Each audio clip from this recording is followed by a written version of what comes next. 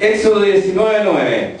Entonces Jehová dijo a Moisés: he aquí, yo vengo a ti en una nube espesa, para que el pueblo oiga mientras yo hablo contigo, y también para que te crean para siempre.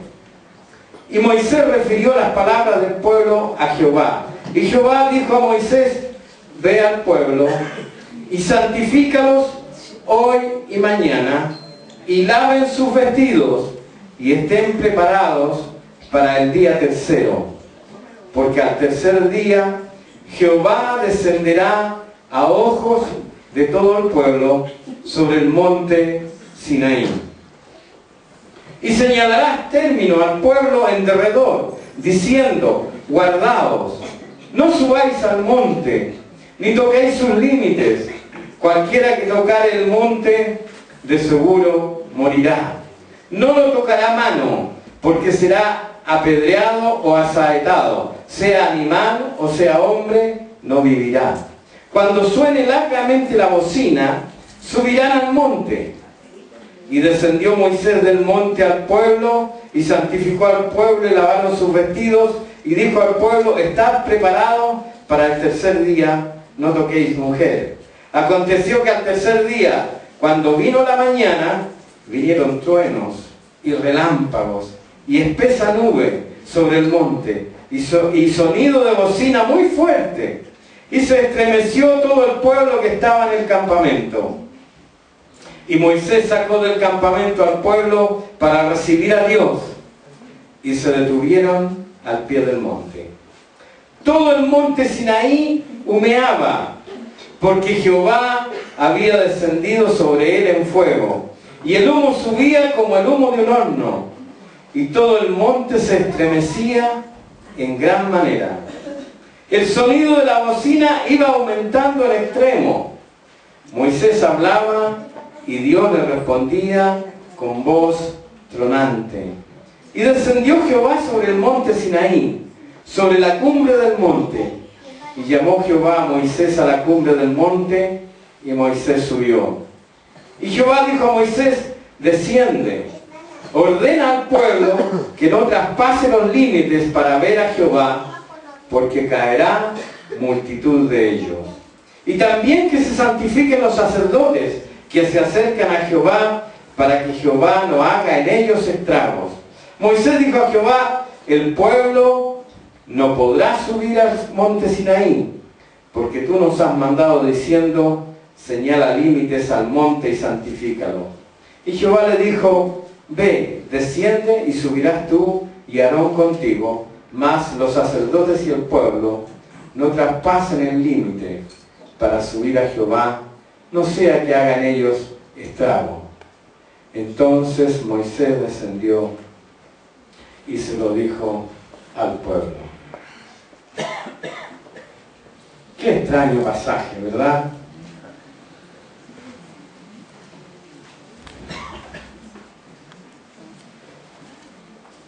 Qué extraño relato que encontramos aquí en este libro. Un pueblo aterrorizado, un pueblo asustado por la presencia de un Dios terrible, de un Dios temible, de un Dios cuya presencia era tan tremenda que nadie podía siquiera tocar ese monte donde su presencia había descendido. Yo no sé a ustedes, pero a mí no me habría gustado estar en los zapatos de ninguno de los israelitas que estaban en ese momento al pie del monte. Es una escena muy terrorífica. Es tan así que si nosotros seguimos leyendo,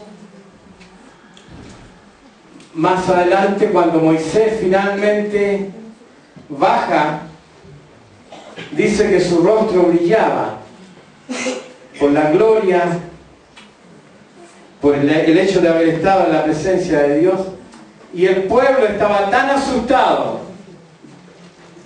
que no quería saber nada con Dios, con este Dios terrorífico, que incluso le pidieron a Moisés que se pusiera un velo sobre su rostro para no ver el resplandor del rostro de Moisés, porque le recordaba toda la experiencia que habían vivido al pie del monte Sinaí. Hemos estado hablando algún tiempo acerca de ciertas cosas que ocurrieron en la cruz cuando Cristo fue crucificado. Hemos enfatizado en diferentes aspectos de el resultado y las consecuencias de la crucifixión de Cristo. Y hemos mencionado diferentes aspectos que ocurrieron entonces en ese evento, no solamente en el plano de lo visible, de lo meramente físico, sino también en el plano de lo invisible, de lo espiritual.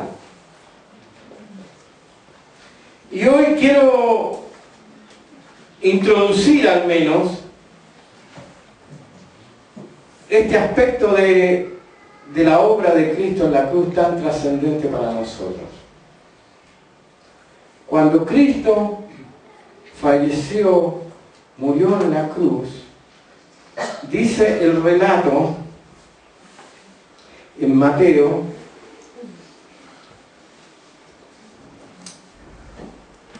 que el velo del templo se rasgó de arriba a abajo. Ahora, para entender lo que esto significa, tenemos obviamente que hacer un poco de historia, y por eso leí este pasaje, porque la presencia de Dios, cuando descendía, como en este caso sobre el monte, era tan terrorífica que ninguna persona podía soportarla. Entonces, ¿qué pasó? Que luego de que Dios dijo, voy a estar con el pueblo, pero no podía estar ahí directamente con las personas, entonces mandó a Moisés, y todos conocemos, espero, la historia, mandó a Moisés a hacer un tabernáculo, una tienda, y dentro de esa tienda había una pieza especial donde iba a estar la presencia de Dios junto con el pueblo. Y ahí entonces se pusieron algunos objetos y se puso un altar, ¿verdad? Y un arca que contenía ciertos objetos donde se suponía que la presencia de Dios estaba ahí. Estaba leyendo hace unos días acerca de esto y cómo en los tiempos del rey Saúl el arca del templo, el arca fue robada por los filisteos. Fue capturada por los filisteos. Como todavía el arca estaba en tiendas nada más, vinieron los filisteos y se la robaron y se la llevaron cautiva. ¿Qué es lo que representaba el arca? Representaba la presencia de Dios en medio de su pueblo. Así que cuando los filisteos se la robaron, para Israel obviamente fue bastante complicado. Sin embargo, pasaron muchos años y el arca estaba con los filisteos. Ahora los filisteos la pasaron mal por causa de haberse robado el arca. Y finalmente ellos la devolvieron, porque donde la llevaban la gente se enfermaba, se llenaba de tumores y se moría. Entonces finalmente entendieron de que no les hacía bien tener eso que era de los israelitas y lo devolvieron. Pero es para un poco entender lo que significaba esta arca que estaba en este lugar santísimo dentro del tabernáculo de reunión. Luego David, o más bien Salomón, construye el templo y se habilita nuevamente una habitación, ¿verdad?, donde es depositada esta arca que representaba la presencia de Dios, y nadie podía entrar a ese lugar que estaba tapado con unas gruesos cortinajes muy finos que impedían entonces que cualquier persona tuviera acceso a ese lugar. ¿Por qué? Porque tal como Dios había dicho aquí en Éxodo, cualquiera que entrara a ese lugar iba a morir.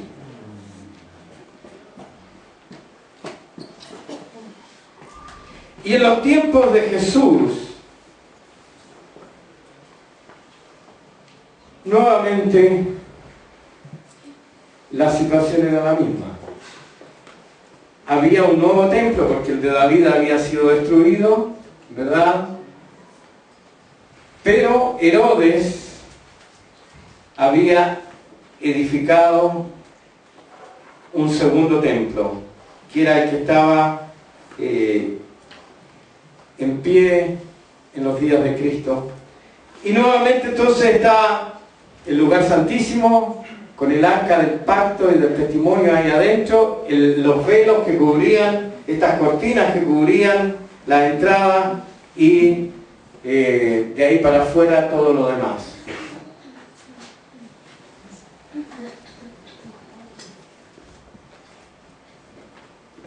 Nadie, excepto el sacerdote una vez al año, el sumo sacerdote, una vez al año, y luego de haberse purificado mucho, podía entrar a ese lugar.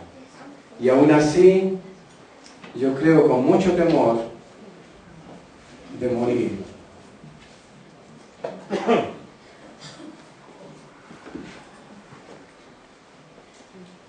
Así que, cuando Cristo expira en la cruz y exclama, consumado es, este velo grueso, que según he leído, ni siquiera con varias yuntas de bueyes se podía romper, era tan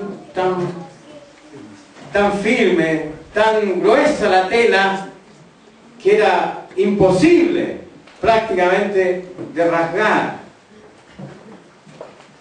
Se rompe espontáneamente desde arriba hacia abajo, y es curioso que Mateo consigne el hecho de esa manera, que se rasgó de arriba abajo.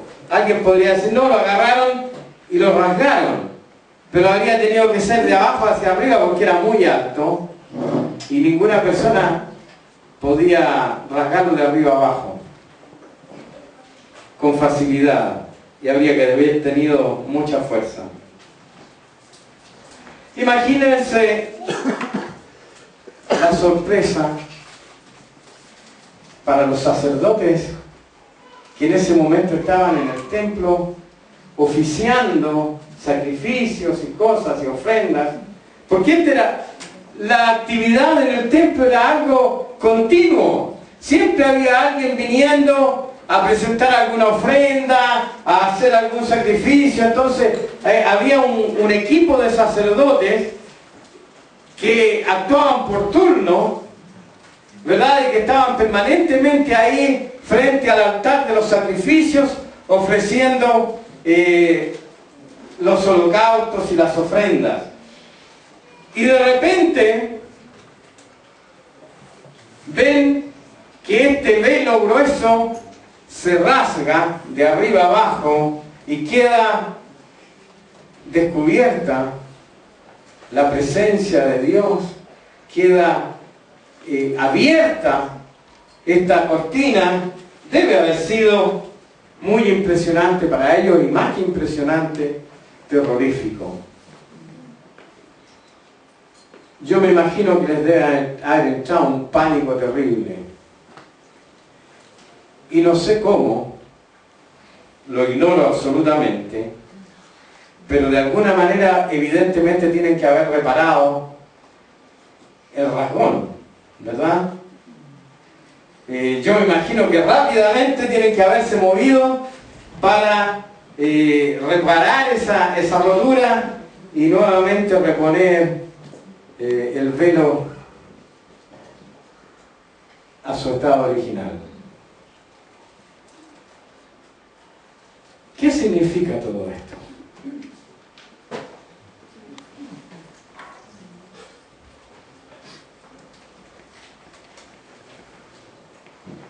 La presencia de Dios estaba vedada y velada para todo hombre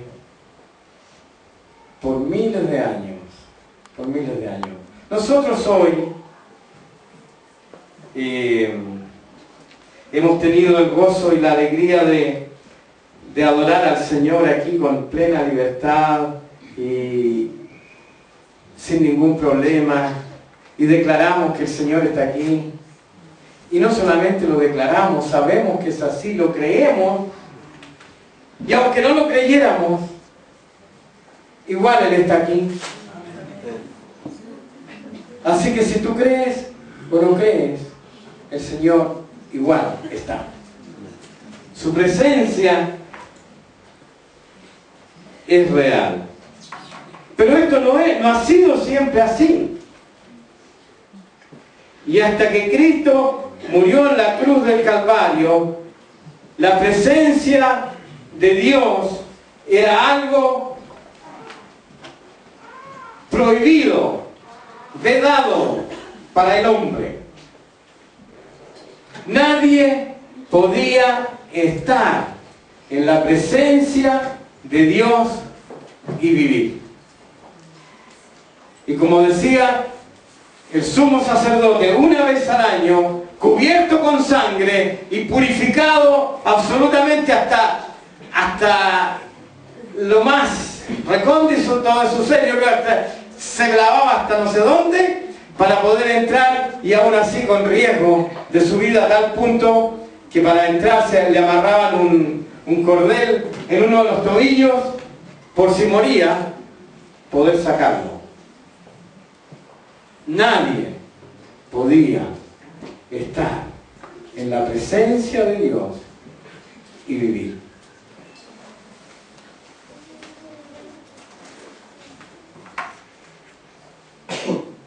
Pero Cristo, en la cruz del Calvario y mediante su muerte, cambió esta historia.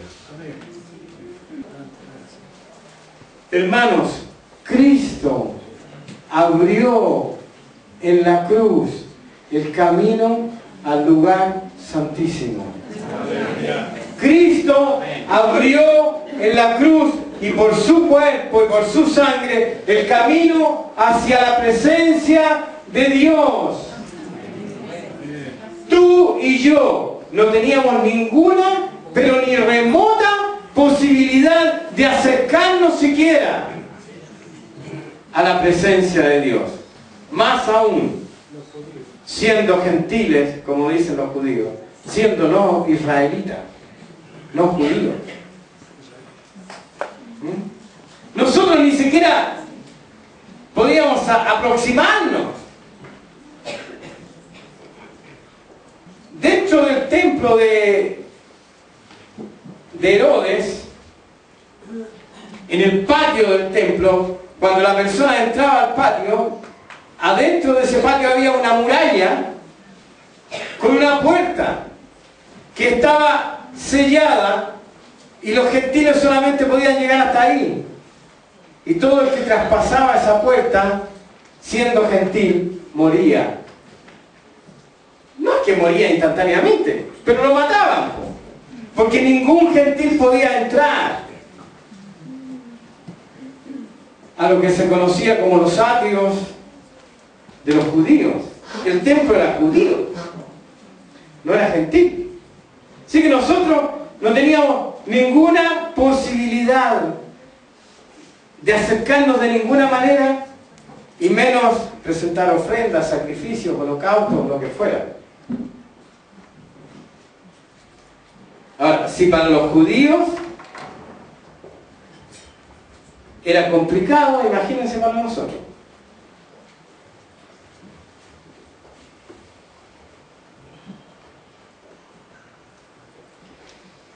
Hebreos 9:12 dice que Cristo, por su sangre, entró una vez y para siempre al lugar santísimo, obteniendo eterna redención. Cristo es nuestro acceso a Dios. Si tú hoy y yo hoy podemos disfrutar de comunión íntima con nuestro Dios, es porque Cristo lo hizo posible. Es porque, como dice el relato, el velo del templo se rasgó. Y aunque los judíos lo repararon, no tengo ninguna duda de ello, ya todo fue diferente. Y 40 años después, o sea, en el año 70, después de Cristo, ese templo fue destruido tal como Jesús lo había dicho, hasta no quedar piedra sobre piedra. Yo pensaba, y con esto termino por ahora, yo estaba pensando en esto, y yo pensaba, ¿por qué nunca más se reedificó el templo? Si ustedes van a Palestina, a Jerusalén, hoy día, y buscan el lugar donde estaba el templo de Salomón o el templo de Herodes, van a encontrar una mezquita.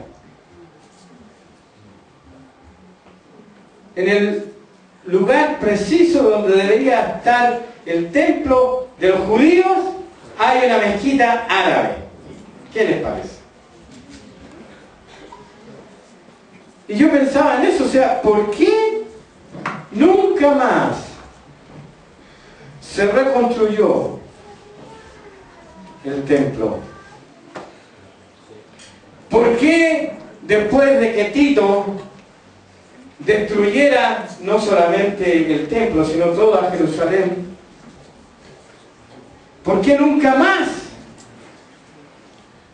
pudieron reconstruirlo? ¿Y por qué nunca más se ofrecieron holocaustos y sacrificios? Ya no se ofrecen.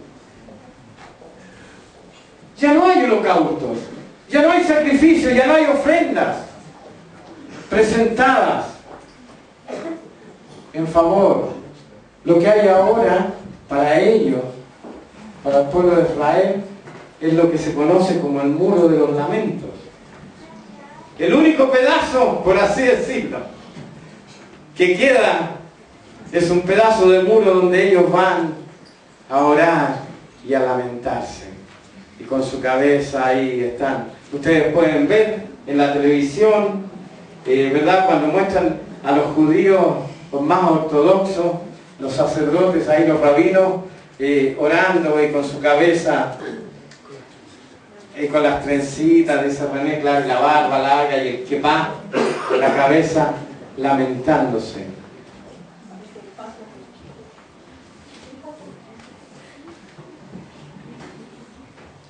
Eso es porque Cristo abrió un camino vivo, un camino nuevo, un camino diferente. Podemos, como dice,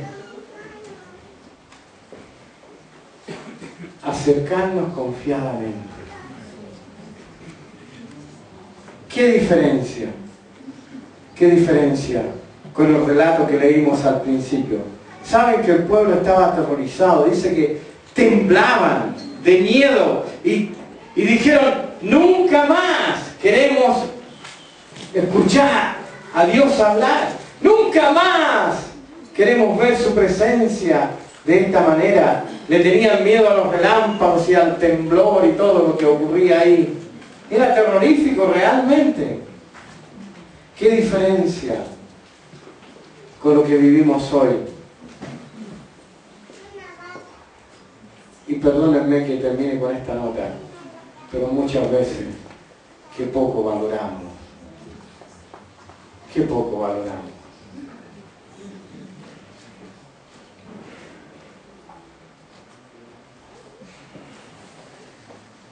El tener esta libertad.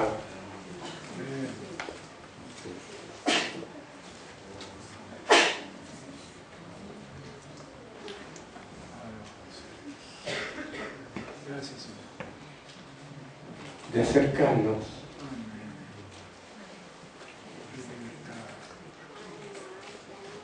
a la presencia misma de un Dios santo,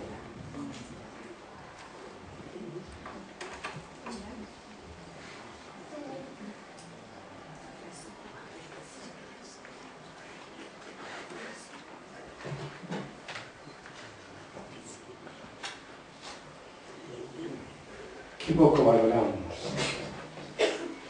¿Y cuántas veces dejamos al Señor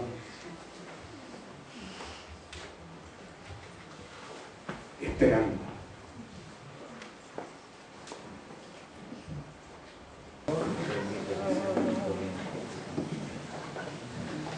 Padre, gracias.